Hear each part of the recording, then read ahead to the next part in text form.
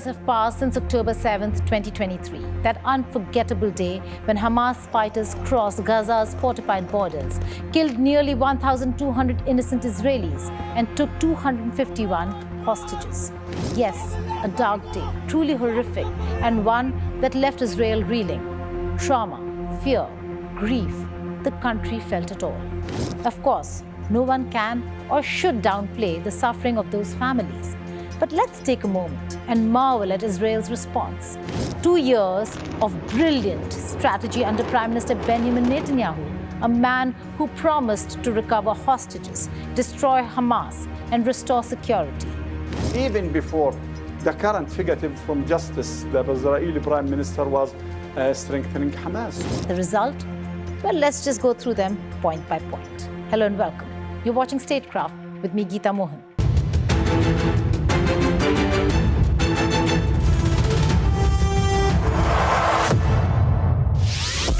Israel's campaign has been relentless, a 2-year war fought not just on the ground, but in the air, on television screens, and in diplomatic chambers. Netanyahu declared from day one that his war was not just a war against Hamas, but a war for Israel's future. Yet 2 years later, the future looks uncertain, scarred, and far from secure.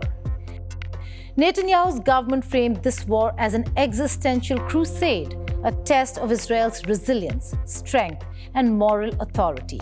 But as months turned into years, what was meant to be a show of power has turned into a showcase of exhaustion. Hostage recovery. Mission almost half-hearted. First, out of 251 hostages taken, only 148 have been returned alive.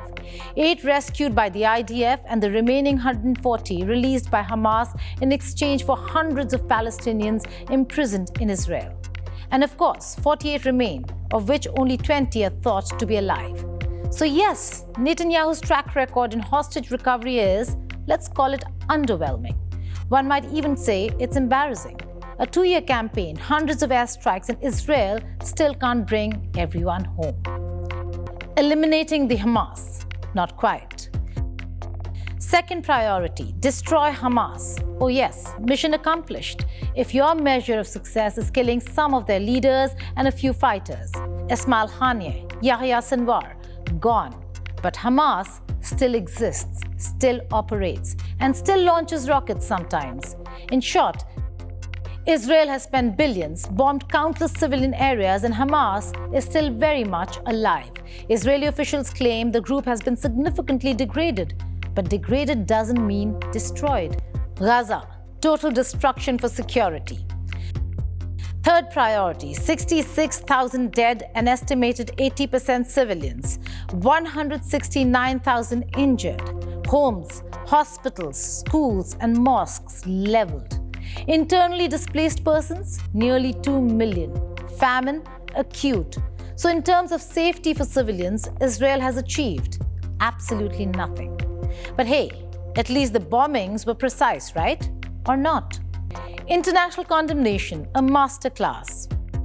Fourth, if your goal is to isolate your country diplomatically, well, Netanyahu deserves a medal. Arrest warrants for war crimes issued by the International Criminal Court. The United Nations calling out genocide. Human rights organizations like B'Tselem and Physicians for Human Rights publicly denouncing Israel. And yes, South Africa even brought Israel to the International Court of Justice for violating the UN Genocide Convention. Quite the achievement in international relations. Weakening Israel's enemies, mixed bag. Fifth, Netanyahu claims to have weakened Israel's enemies. Hezbollah, partially weakened, though still capable. Houthis, still launching drones and missiles. Iran, some facilities damaged, sure, but let's not kid ourselves. Iran is far from neutralized. And Syria's Bashar Assad toppled by rebels, not by Israel's hand, but convenient collateral damage for Netanyahu's narrative of regional dominance. So yes, enemies weakened, but at what cost? The diplomatic tide has shifted. Nations once hesitant now openly advocate for a two-state solution. Even American lawmakers have started questioning unconditional aid to Israel. Israel's moral isolation has turned into diplomatic isolation. the narrative has changed from Israel defending itself to Israel destroying Gaza. And for Palestinians, global sympathy, long elusive, has surged. Tel Aviv's streets have turned into battlegrounds of their own, not with bombs, but with placards. Bring them home. Ceasefire now. Netanyahu resign. For a country that once prided itself on unity in crisis, the divisions are deeper than ever. Gaza burns, and the so-called guardians of the Arab cause look away, choosing stability over solidarity, silence over sacrifice. Israel has proven one thing: when it comes to military might, destruction, and global outrage, it is second to none. When it comes to solving the conflict, protecting civilians, or achieving peace, not so much.